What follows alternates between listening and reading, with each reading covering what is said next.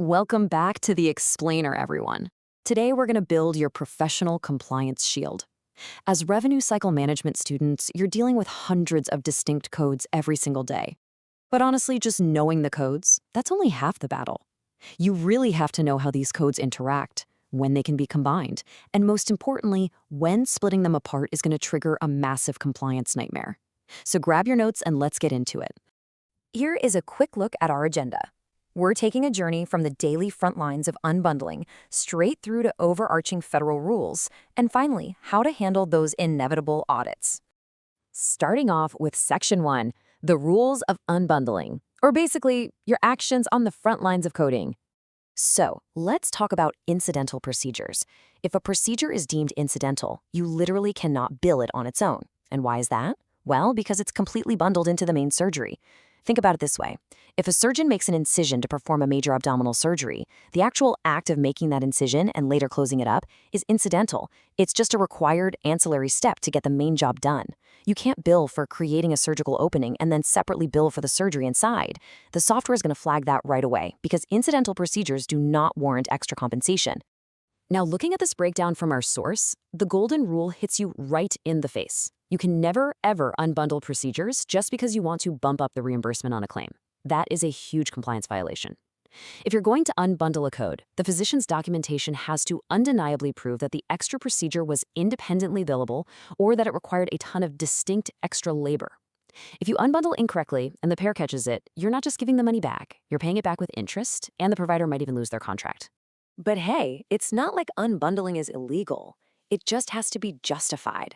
You can totally unbundle if the provider uses a completely different surgical incision or if they're working on distinct anatomical locations.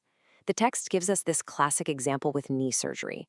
So a chondroplasty, which is shaving the cartilage, is usually bundled right into a meniscectomy, removing the meniscus. But what if the surgeon performs the meniscectomy on the left knee and the chondroplasty on the right knee? Those are entirely distinct anatomical locations. In that scenario, you absolutely should unbundle them to make sure the provider gets paid for the distinct work on each leg. Just remember, it all comes back to having incredibly detailed documentation.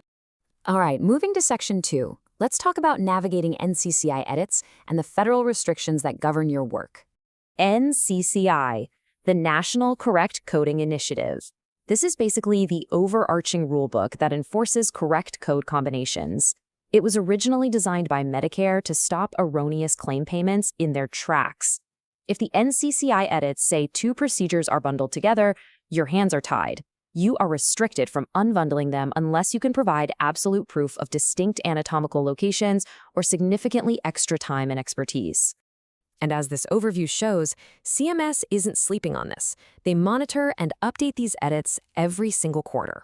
They maintain specific guidelines that explicitly tell you which codes must be bundled, which ones can literally never be separated, and which ones might be allowed to separate assuming you apply the right modifier.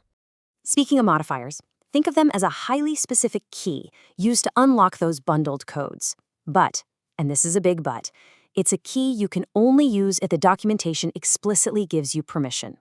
For example, Modifier 59 is this powerful little code that tells the payer, hey, this procedure is normally included in the other operation, but it justifies independent consideration this time. But you can't just slap a Modifier 59 on a claim hoping to get paid more. You must have clinical proof of extraordinary extra labor. If you use that key without proof, you are walking right into a compliance trap. Which brings us to Section 3, Coding Exclusivity. This is what happens when codes absolutely cannot mix. If bundling is about codes that usually hold hands, exclusivity is about codes that completely despise each other. Exclusivity means certain procedures can never exist on the same claim because they contradict logic, human biology, or network rules. If you try to submit them together, the payer software is going to instantly reject the claim because the very idea of combining them is impossible. This extreme quote from the text really nails the concept of clinically mutually exclusive procedures. Imagine a patient comes in with a severe arm injury. The surgeon tries to fix the fracture, but then realizes it's impossible to save the limb and has to amputate. Well, you cannot code for both the fracture repair and the amputation in the same session. I mean, why fix a bone on a limb you're actively removing? It makes zero clinical sense. Another obvious example is anatomical exclusivity. You can't bill a prostate surgery code for a female patient. The payer system will literally just laugh at that claim and deny it. But it's not just clinical logic, it's contractual too. Payers like HMOs and PPOs have their own network rules that create exclusivity. For instance, an HMO plan demands that patients use a primary care physician as a checkpoint. If the patient bypasses their PCP and goes straight to a specialist, the HMO will exclude payment. PPOs do the same thing regarding in-network versus out-of-network costs. You have to strictly adhere to the fee schedules and timeframes laid out in your specific payer contract. Step outside those lines, and your claim gets excluded. Okay, Section 4. We've covered the actions and restrictions. Now let's talk about the verification stage, audits. Let's break down the two flavors of audits you're going to see. Internal audits are your proactive safety net. These are done in-house, pulling random charts to see if you're undercoding, which means you're leaving money on the table, or overcoding, which puts you at huge risk. Payer audits are totally different. These are retrospective. This is the insurance company looking backward at claims they've already paid you for, asking you to send over the procedure notes and test results to prove you actually deserve the check they cut you last year. Looking at this distinction from the text, you can see why internal audits are actually a good thing. Providers voluntarily subject themselves to internal audits because they absolutely do not want to be paid more than they legitimately earned. If you accidentally get paid for an unbundled procedure that wasn't justified, you're liable. So use internal audits to correct your course before an external payer audit forces you to hand the money back. Finally, Section 5, guarding against audits and building your defensive strategy. Here is a hard truth you need to accept right now. Audits, especially those aggressive race audits, are totally inevitable. You can't avoid them. So what's your only defense? Impeccable, highly specific clinical documentation. When a payer audits you, you don't get to call them up and verbally explain what the doctor meant to say. The medical record has to speak entirely for itself. If it doesn't explicitly justify the codes you submitted, that auditor is going to demand a refund. So, how do you build that compliance shield? 3 steps. Step 1. You have to intimately comprehend the documentation requirements for every single operation you bill. Step 2.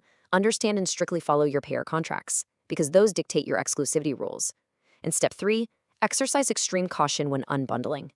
Codes are bundled for a reason. Taking them apart requires undeniable written proof. Follow these steps, and audits just become routine verifications instead of panic attacks. But I'll leave you with this thought to chew on. If an auditor showed up today and pulled your last 5 charts, would your documentation be an impenetrable shield or an open door to a massive refund request? Please like, share, and subscribe to Decode Healthcare with Harshal.